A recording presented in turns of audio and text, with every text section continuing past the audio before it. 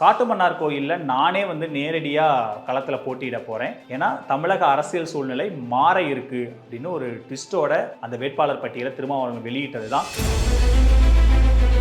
ஒருவேளை திமுக தனி மெஜாரிட்டியோட ஆட்சிக்கு வந்தாலும் பாஜக ஆட்சி அமைக்க விடாது அப்படின்ற மாதிரியான ஒரு பதத்தை பயன்படுத்தி இருந்தாரு. நான் காங்கிரஸ்க்கு விருப்பம் பண்ணி கொடுத்துருந்தேங்க, எனக்கு திருமாவளவன் ஆனாலும் திருமாவளவன் என்ன அறிவிச்சது எனக்கு சந்தோஷங்கன்னு அவரும் ஒரு விதமான சர்ச்சையை உருவாக்க, அப்ப திருமாவளவன் இந்த முறை காங்கிரஸ் ஆட்களுக்கு சீட்டு கொடுத்திருக்காரா, தான் கட்சியில யார் இருக்கா இல்லையான்னு கூட தெரியாம ஒரு சீட்டை கொடுத்திருக்காரா? இளைஞர்களின் வாய்ப்புகளையும் திறனையும் உயர்த்தி வரும் ஸ்டாலின் தொடரட்டும், தமிழ்நாடு வெல்லட்டும்.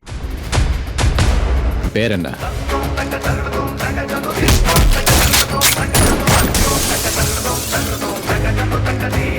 சம்மர் வந்தாச்சு. What's your plan for this holiday? எங்க கிட்ட விட்டுருங்க, நாங்க பாத்துக்கிறோம். GT Holidays. GT Holidays, South India's #1 travel brand. இன்டாக்டான கூட்டணி, இந்த தொடர்ந்து வெற்றி, அசைக்க முடியாத கூட்டணி, கொள்கை கூட்டணி அப்படியெல்லாம் பார்க்கப்பட்ட திமுக கூட்டணியில் தொடர்ச்சியான சலசலப்புகள் வந்துட்டு தான் இருக்குது. இன்ன வரைக்கும் இப்போ நாம் பேசிகிட்டு இருக்கிற இந்த நொடி வேட்புமனு தாக்கல் முடிஞ்சிருக்கு. கடைசி நேரம் வரைக்கும் ஒரு விதமான லாஸ்ட் மினிட் அறிபறி வரைக்கும் திமுக கூட்டணியில் இருந்திருக்கு அப்படின்னு தான் சொல்ல வேண்டியது இருக்குது. அதிலும் குறிப்பாக விசிக அவர்கள் தலைவர் திருமாவளவர்களுடைய இந்த தேர்தல் செயல்பாடுகள் ஒரு பெரிய அளவுக்கு விமர்சனத்துக்குள்ளாயிருக்கு. ஏன் இந்த முடிவுகளை எடுத்தார், ஏன் இப்படி மாற்றி மாற்றி முடிவுகளை எடுக்கிறாரு? ஒரு சீசன்டு பொலிட்டீஷியன், ஒரு தெளிவான ஒரு முடிவு எடுக்கக்கூடியவர், ரொம்ப நுட்பமாக களத்தை அசஸ் பண்ணக்கூடியவர், ரொம்ப நுட்பமாக தமிழக அரசியலை கூர்ந்து கவனிக்கக்கூடியவர். அவர் எப்படி இந்த மாதிரியான முடிவுகளை எடுக்கிறாரு அப்படிங்கிறது எல்லாருக்கும் ஒரு மிகப்பெரிய ஷாக்காக இந்த தேர்தலில் இருக்குது. ஏன்னா முன்னாடி அவர் இந்த தொகுதிகள் கேட்க போகும்போதே அவருக்கான ஒரு நிறைய அழுத்தங்கள் இருந்ததை நம்ம பார்த்தோம். நம்ம 10 தொகுதி வாங்கணும், இரட்டை இலக்கங்களில் வாங்கணும், தேமுதிக அதிக இடங்களில் வாங்குறாங்க, இந்த மாதிரியான நிறைய அழுத்தங்கள் அவருக்கு இருந்தது.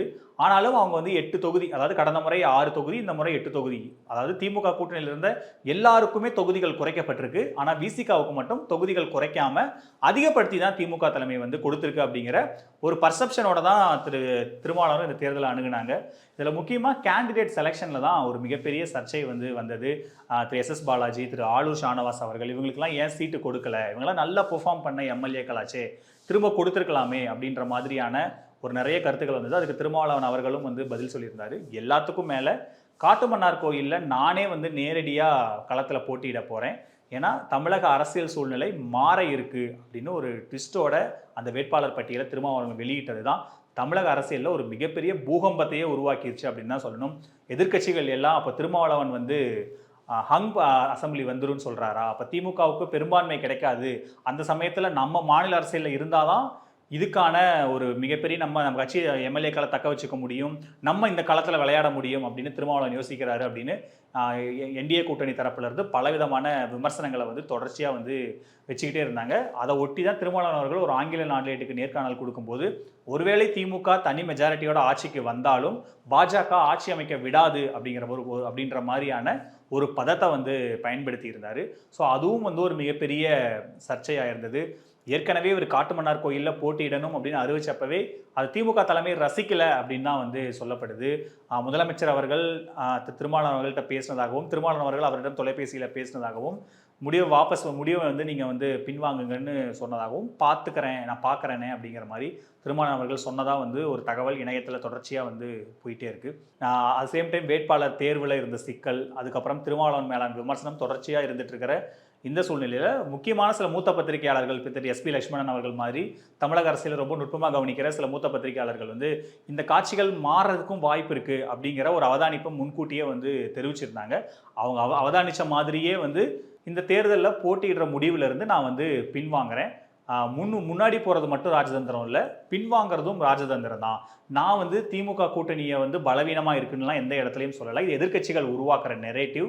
எனக்கு அப்படி எந்த எண்ணமும் கிடையாது. திமுக கூட்டணி 200க்கும் மேற்பட்ட தொகுதிகளில் ஒரு மிகப்பெரிய வெற்றியை நாங்கள் பெற போகிறோம் அப்படின்னு சொல்லிட்டு திரு சமூக போராளி இளைய பெருமாள் அவர்களுடைய சன்னுக்கு அந்த இடத்த நாங்கள் கொடுக்குறோம் அப்படின்னு சீட்டை கொடுத்துருந்தாரு. ஆனால் அவர்கிட்ட போய் இதை தொடர்பாக கேட்கும்போது, நான் காங்கிரஸ்க்கு விருப்பம் பண்ணி கொடுத்துருந்தேங்க, எனக்கு திருமாவளவன் ஆனாலும் திருமாவளவன் என்ன அறிவிச்சது எனக்கு சந்தோஷங்கன்னு அவரும் ஒரு விதமான சர்ச்சையை உருவாக்க, அப்போ திருமாவளவன் இந்த முறை காங்கிரஸ் ஆட்களுக்கு சீட்டு கொடுத்துருக்காரா, தான் கட்சியில் யார் இருக்கா இல்லையான்னு கூட தெரியாமல் ஒரு சீட்டை கொடுத்துருக்காரா, அப்படியெல்லாம் எதிர்க்கட்சிகள் தொடர்ச்சியான விமர்சனத்தை வந்து வச்சுட்டே இருந்தாங்க.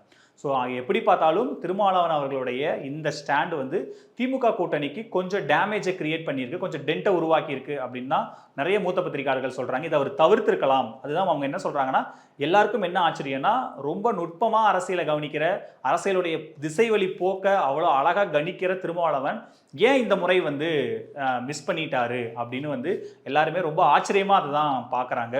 அதிலும் வந்து திருமாவளவன் அவர்கள் வந்து ஒரு முடிவை சொல்லிட்டு அதுக்கப்புறம் பின்வாங்கிறது, கடைசி நேரம் வரைக்கும் அதுக்கான ஒரு போராட்டமாக இருந்தது.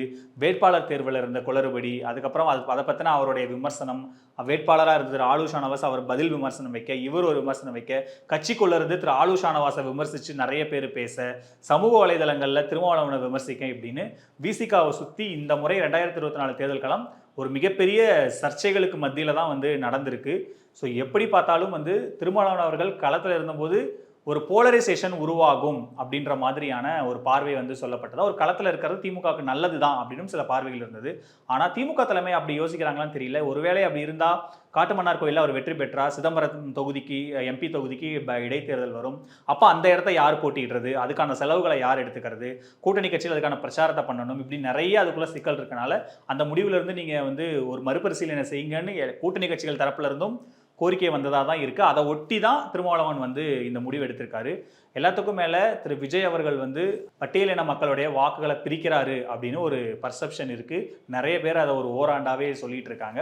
அப்படியெல்லாம் எந்த வாக்கும் போகிறதுக்கான வாய்ப்பு இல்லை அப்படின்னு விசிகாவினரும் திருமாவளவர்களும் தொடர்ச்சியாக சொல்லிகிட்டே இருக்கிற நிலையில் அதை ஒட்டி அந்த வாக்குகள் அப்படி டைவர்ட் ஆகாமல் இருக்கிறதுக்கு நானே களத்தில் இருந்தால் அதெல்லாம் ஈஸியாக ஒருமுகப்படுத்திடலாம் அப்படின்ற ஒரு கணக்கோடையும் அவர் இருந்ததாக சொல்லப்படுது. ஆனால் எப்படி பார்த்தாலும் வந்து அவர் வந்து நான் அந்த போட்டியிடுற முடிவுலேருந்து பின்வாங்கி அங்கே புதிய வேட்பாளர் ஒருத்தரை நியமிச்சிட்டாரு. ஆனாலும் வந்து அவர் உருவாக்கின அந்த டென்ட் இந்த கூட்டணிக்கு அப்படியே தான் இருக்குது. ஸோ அடுத்தது பிரச்சாரத்துக்கு கிளம்பிட்டாரு. இன்னும் வந்து தேர்தலுக்கு வந்து ஒரு 16 நாட்கள் இருக்கிற நிலையில் அவருடைய தீவிரமான பிரச்சாரம், கூட்டணிக்கான அவருடைய செயல்பாடுகள் இந்த டென்ட்டை வந்து சரி பண்ணும் அப்படின்னு தான் வந்து திமுகவினரும் கூட்டணி கட்சிகளும் நினைக்கிறாங்க. கூட்டணி வியூகத்திலையும் வேட்பாளர் வியூகத்திலையும் அதுக்கப்புறம் வந்து போட்டியிடுறது தொடர்பான வியூகத்திலையும் சறுக்குன திருமாவளவன் அவர்கள் வந்து இந்த பிரச்சாரத்தை ஒட்டி அவர் தன்னை கூட்டணிக்கான உருவாக்கின அந்த சேதாரத்தை அவரே சரி செஞ்சிருவாரா அப்படிங்கிறத தேர்தல் முடிவுகளுக்கு அப்புறம் நம்ம பொறுத்திருந்து பார்ப்போம். இளைஞர்களின் வாய்ப்புகளையும் திறனையும் உயர்த்தி வரும் ஸ்டாலின் தொடரட்டும், தமிழ்நாடு வெல்லட்டும். பேர் என்ன?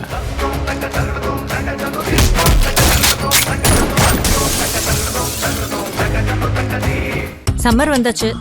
What's your plan for this holiday? எங்க கிட்ட விட்டுருங்க, நாங்க பாத்துக்கிறோம். VGT Holidays.